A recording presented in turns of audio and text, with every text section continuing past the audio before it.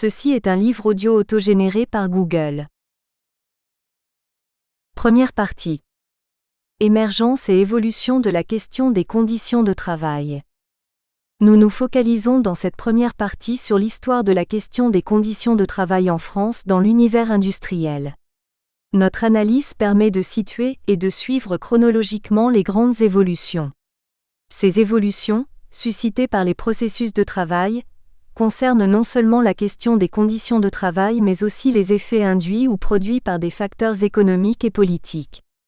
Elles inscrivent les transformations des pratiques et des représentations des individus dans le contexte d'un mouvement scandé, peu ou prou, par les actions et les réactions populaires.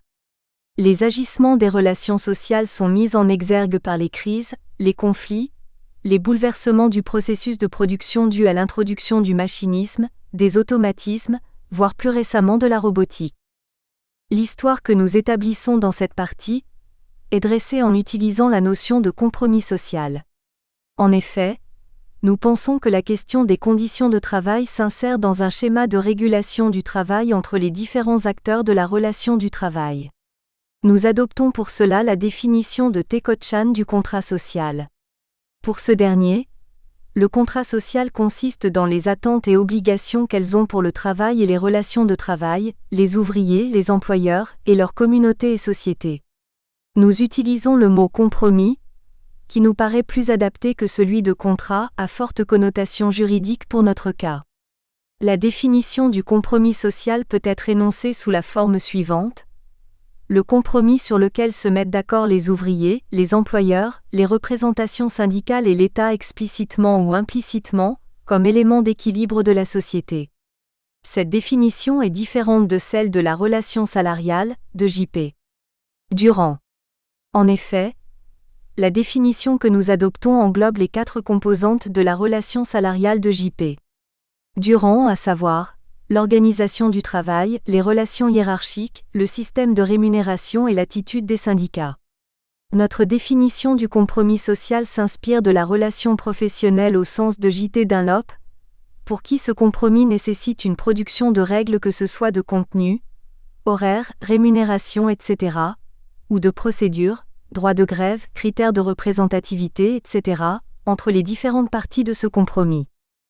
Le concept de compromis social permet de traiter à la fois les tensions entre les paradigmes animant les composantes d'un modèle particulier, d'une part, et les conflits et les compromis issus des rapports contradictoires entre capital et travail, d'autre part. Cette construction théorique nous permet de visualiser les différentes manifestations qui sous-tendent le rapport entre le capital et le travail. Le compromis social que nous définissons ici est notre trame d'analyse concernant la question des conditions de travail.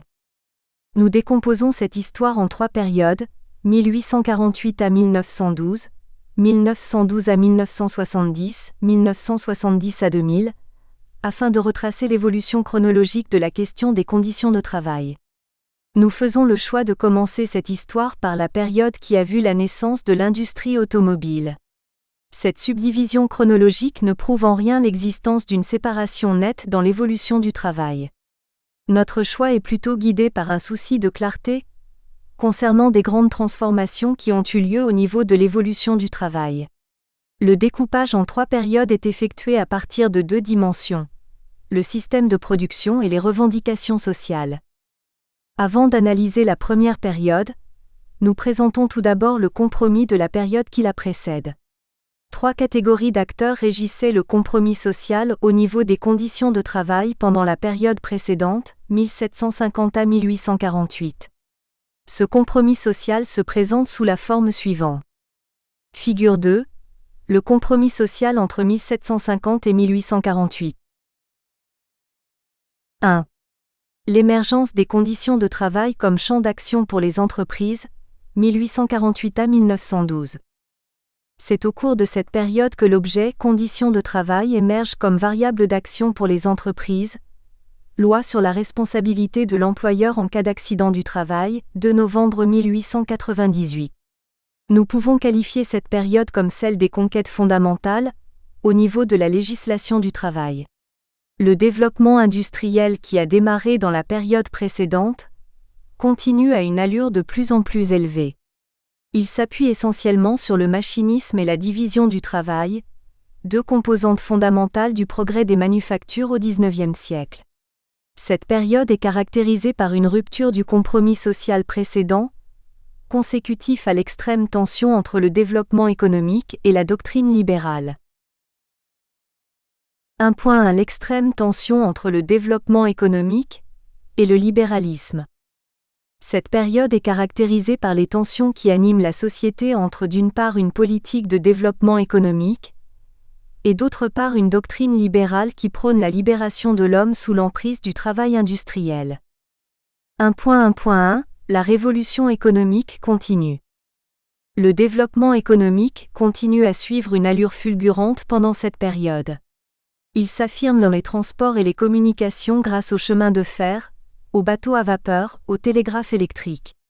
L'industrie a pu tirer profit de cette révolution des moyens de transport, en augmentant davantage sa productivité. L'invention de nouveaux procédés dans l'industrie métallurgique est une véritable révolution.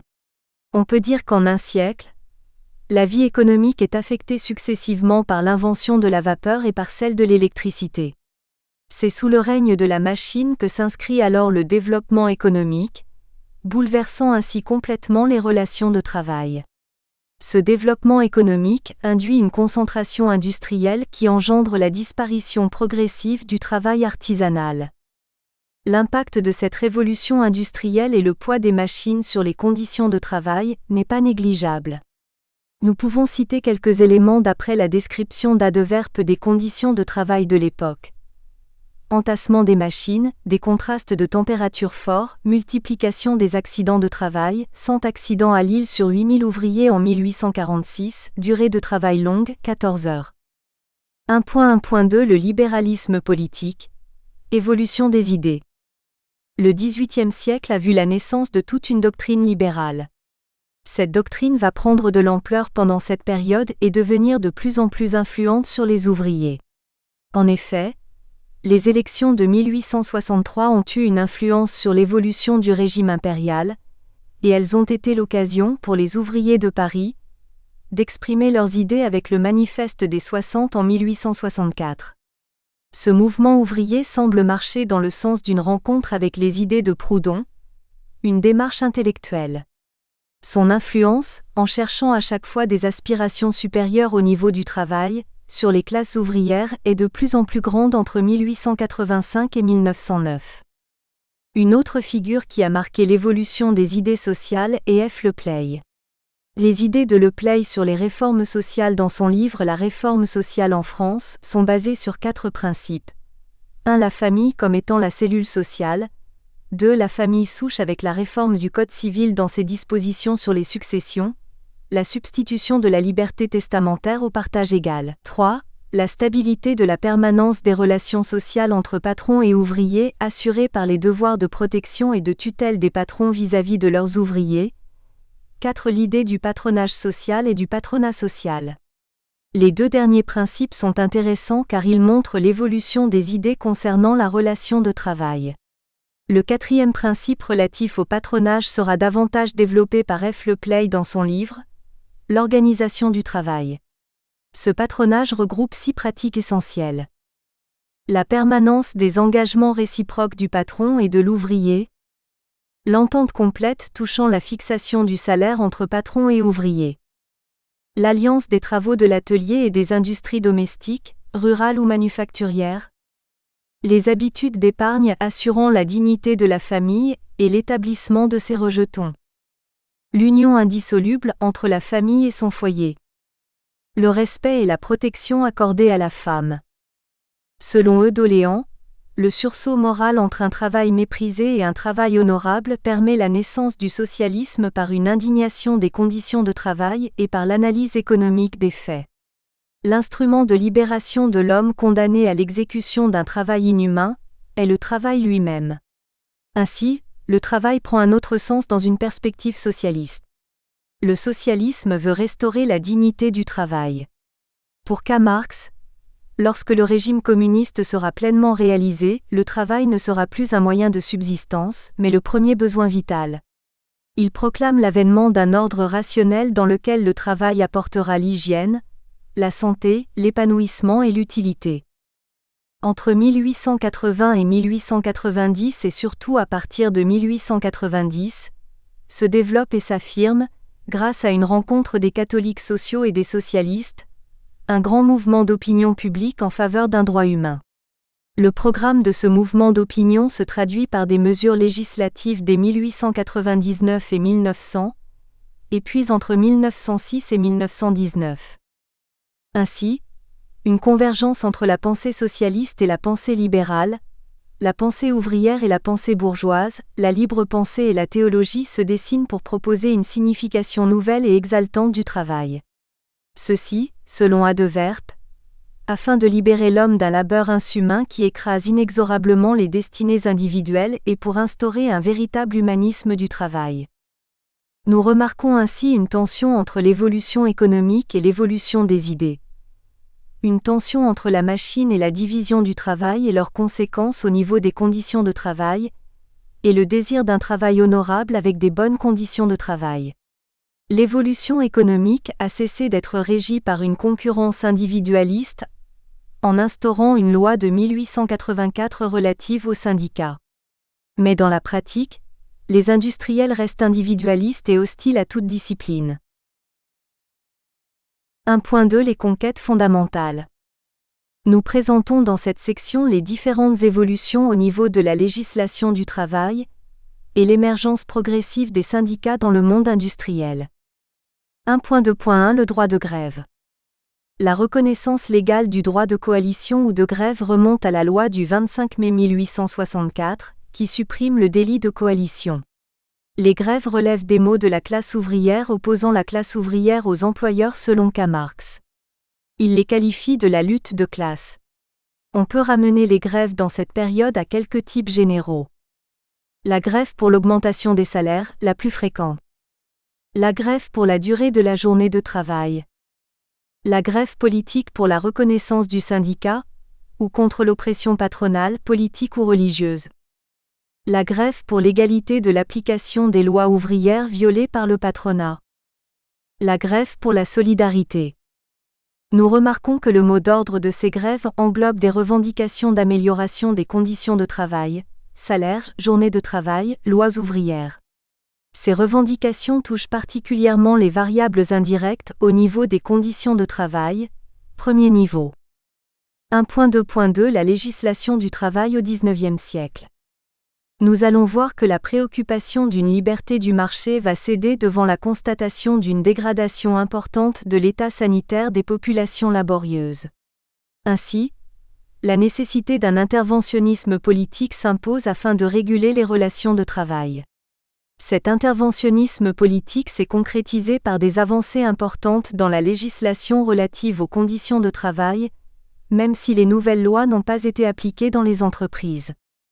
En 1848, différentes améliorations se ressentent au niveau des conditions matérielles des travailleurs, avec une diminution du temps de travail et une hausse du niveau de salaire. Cette amélioration est due à l'intervention du gouvernement et à la personnalité de Louis Blanc. Le 2 mars 1848, le gouvernement provisoire décrète la diminution de la journée de travail de 9 heures à Paris et de 10 heures en province, ainsi que l'abolition du marchandage. La Constituante déclare le 9 septembre 1848 que le décret du 2 mars est contraire au rendement des entreprises. Ainsi, elle décide d'un allongement du temps de travail à 12 heures pour tous les salariés. Notons le recul de l'âge minimum à 10 ans, et la réduction du temps de travail des enfants à 6 heures par la loi du 19 mai 1874. Les enfants ne peuvent ensuite être embauchés avant l'âge de 12 ans, et leur temps de travail ne devra pas excéder 10 heures par jour, loi du 2 novembre 1892. Pour le travail des femmes, la journée de travail est limitée à 11 heures avec une interdiction du travail de nuit et un repos hebdomadaire obligatoire, loi du 2 novembre 1892. À noter également, la suppression du livret ouvrier en 1890 et l'instauration des caisses de secours et de retraite qui sont obligatoires pour les ouvriers mineurs et régies par des lois spéciales, 1894 à 1896. Cette période annonce ainsi une évolution positive de la législation sur les conditions de travail de premier niveau. Regardons maintenant du côté de l'environnement du travail. Les travaux insalubres et dangereux sont interdits pour les enfants par la loi du 22 mars 1841. Ensuite, des mesures générales de précaution et d'hygiène sont exigées dans les établissements où les enfants étaient employés, loi du 19 mai 1874. La troisième loi, adoptée le 2 novembre 1892, concerne les précautions des accidents dont pourraient être victimes les travailleurs. La législation concernant l'hygiène et la sécurité est étendue à tous les établissements industriels, loi du 12 juin 1893. Ces avancées ont permis la réalisation d'une grande loi du 15 février 1902 sur l'hygiène publique. Ces lois montrent des avancées importantes au niveau de l'amélioration de l'environnement du travail, deuxième niveau. Ces actions n'ont cependant pas eu un grand écho au niveau des mouvements ouvriers, dont la préoccupation principale est le salaire et la réduction du temps de travail, premier niveau. Cette émergence du deuxième niveau relatif aux conditions de travail a été complétée par une loi importante sur la responsabilité de l'employeur en matière d'accidents de travail. La loi sur la responsabilité des accidents dont les ouvriers sont victimes dans le travail, loi du 9 avril 1898, est certainement l'une des lois les plus protectrices qui ait été votée. Cette responsabilité s'annonce comme suit dans la loi, article 1er. Les accidents survenus par le fait du travail ou à l'occasion du travail donnent droit au profit de la victime ou de ses représentants à une indemnité à la charge du chef d'entreprise. Elle est la première loi qui porte sur la responsabilité et présente plusieurs innovations importantes. La responsabilité de l'employeur en cas de risque professionnel. La fixation d'une indemnité forfaitaire. Une juridiction plus rapide et moins coûteuse. Cette responsabilité juridique de l'employeur l'incite alors à mettre en place des moyens de travail permettant d'éviter ou de réduire le nombre d'accidents. De même, cette loi remet en cause le rapport libéral de la relation du travail comme mise en commun de deux intérêts indépendants. Elle fonde le salariat moderne institué dans le Code du travail 1910, avec une responsabilité importante de l'employeur. Ainsi, la prise en compte des accidents du travail dans la manière de concevoir le travail relève désormais des obligations de l'employeur de même que ses obligations en matière de relations de travail. L'importance de cette loi découle ainsi de l'inversion de la responsabilité au niveau des accidents de travail. Ceci oblige l'employeur à organiser autrement le travail, afin d'améliorer les conditions de travail dans les usines. Nous remarquons ainsi un nouvel esprit défendu essentiellement par l'État, afin de combiner les objectifs économiques et sociaux. Par cette loi, les conditions de travail deviennent un champ d'action au sein de l'entreprise. En effet, organiser autrement le travail pour éviter les accidents de travail consiste à agir sur l'environnement et les postes de travail. Cette loi permet d'agir sur le troisième niveau des conditions de travail, celui du poste de travail. Cette volonté politique d'améliorer les conditions de travail se voit aussi par la mise en place de différents organes de contrôle et de prévention. Le 14 mars 1872, l'Assemblée nationale décide de nommer une commission d'enquête sur les conditions de travail en France. Le Conseil supérieur du travail est créé par décret du 22 janvier 1891. Le 20 juillet 1891 est également créé un office du travail, chargé des enquêtes et des statistiques. Une direction du travail est instituée en 1899 au ministère de l'Industrie, avant que ne soit créé en 1906 un ministère du Travail autonome. Afin de surveiller l'application de ces lois et décrets, des inspecteurs du travail sont nommés et ont pour tâche principale de faire respecter les conditions de travail des femmes et des enfants, 1874. Le projet de loi Miron du 15 novembre 1900, rapporté à la Chambre le 22 décembre 1904, créait des conseils d'usine, prévoyait l'arbitrage obligatoire et réglementait la grève. Il instituait une nouvelle figure d'acteur, les délégués d'usine élus par le personnel qui seront établis par les conventions collectives de 1936. Cette section montre une évolution de la législation sur les trois niveaux des conditions de travail. Il est à noter que ces lois, notamment celles sur le travail des enfants, n'ont pas été appliquées dans les entreprises. 1.2.3 La naissance du syndicalisme. Nous analysons dans cette section l'émergence des syndicats en France. Ces syndicats ont eu un rôle important dans la structuration des relations concernant les conditions de travail. Nous pouvons classer les organisations syndicales selon deux types, les organisations patronales et les organisations syndicales ouvrières. Ces deux types ont émergé progressivement dans le monde industriel. Le compagnonnage en difficulté par l'étrangeté de ces rites, par la disparition du Tour de France, par son attachement aux formes anciennes du contrat du travail, déchiré par d'affreuses rivalités, cède face au syndicalisme 34. C'est le ministre de l'Intérieur Valdez-Crousseau, 1884, qui a milité en faveur d'une loi sur les syndicats. Valdez-Crousseau, en raison de son esprit libéral, souhaitait instituer les syndicats. Le syndicat se définit comme une association de droit privé, par opposition au caractère d'institution de droit public des communautés de métiers. La loi du 21 mars 1884 a voulu consacrer simultanément deux droits qui, bien que faisant antithèse, ne paraissent pas contradictoires.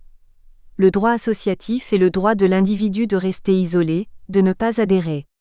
Le deuxième principe est contraire à celui des doctrines corporatives, du fait que l'individu est obligé d'intégrer l'association de métiers. Cette première loi sur les syndicats n'a pas été abrogée par la loi relative au contrat d'association, 1er juillet 1901, qui contient pourtant des dispositions plus libérales. Les deux types d'organisations qui ont vu le jour sont les suivantes. Les organisations patronales. La lenteur de la mise en place d'organisations patronales est due essentiellement à la doctrine individualiste qui régissait le monde économique. En 1859, une première union voit le jour. Il s'agit de l'Union nationale du commerce et de l'industrie, qui réunit diverses industries qui ne sont pas encore classées par branche. Cette mise en place d'organisations patronales s'accélère avec la création de la Chambre syndicale des métaux en 1862, le Comité des forges en 1864 qui sont des organisations patronales syndicales de branche. En 1881, on dénombre 138 associations patronales ayant 15 000 affiliés. C'est à partir de 1899 que s'accroît rapidement le nombre des adhérents, avec une concentration des forces patronales. Les organisations syndicales ouvrières. En 1881, on dénombre 500 chambres syndicales comprenant 60 000 syndiqués. Différentes tentatives ont eu lieu afin d'organiser sous forme de fédération les syndicats d'ouvriers. En fait, l'organisation syndicale en France avait deux formes, les bourses de travail et les fédérations nationales qui s'unissent pour former en 1895 la Confédération générale du travail, CGT. Ces tentatives ont abouti au rapprochement des fédérations nationales en 1902, et cette unité se démarque alors par son indépendance des différents partis politiques. Tout comme le syndicalisme patronal, le syndicalisme ouvrier était jusqu'à 1914 un syndicalisme de minorité. On estime le chiffre des syndiqués à 400 000 en 1893, à 750 000 en 1905 et à 1 025 000 en 1913. Nous pouvons voir l'existence de deux tendances au sein du syndicalisme ouvrier. La première qui prône une poursuite des réformes et la deuxième une révolution du prolétariat dans la lignée de Karl Marx. Le syndicalisme réformiste a pour but l'amélioration des conditions immédiates de la vie ouvrière. Il aboutit selon M. Bouvier-Ajam à l'établissement des contrats collectifs et à la suppression de l'arbitraire individuel en matière de fixation de salaire. L'établissement d'une législation sociale. Ce syndicalisme réformiste utilise essentiellement les moyens de conciliation comme moyen de revendication, l'usage de la grève ne se faisant qu'en dernier recours. En ce qui concerne le syndicat révolutionnaire, le moyen de lutte est la grève et la révolution. Les grèves des mineurs en 1902, des postiers en 1905 et des cheminots en 1910 en sont la démonstration. Les revendications des ouvriers et des syndicats portent essentiellement sur l'augmentation du salaire et la réduction du temps de travail. Premier niveau des conditions de travail. La CGT prône le système des 4-8, 8 heures de travail, 8 heures de sommeil, 8 heures de loisirs et 8 francs de salaire. La grève du 1er mai 1906 organisée par la CGT était une démonstration de force envers la bourgeoisie et l'État. Elle n'a pas abouti à une journée de travail de 8 heures, mais elle a permis une fragilisation de l'ancien compromis social. En effet, cette grève a montré la force des organisations syndicales en mobilisant un très grand nombre d'individus. Elle place ainsi les syndicats comme un nouvel acteur qui intervient pour défendre les conditions de travail dans le compromis social. 1.3 La fondation d'un nouveau compromis social. Pour décrire le nouveau compromis social, nous empruntons à Foucault le terme de gouvernementalité comme étant un mode de conduite. Nous espérons que vous avez apprécié cet aperçu. Pour continuer à écouter ce livre audio sur Google Play Livres, utilisez le lien dans la description de la vidéo.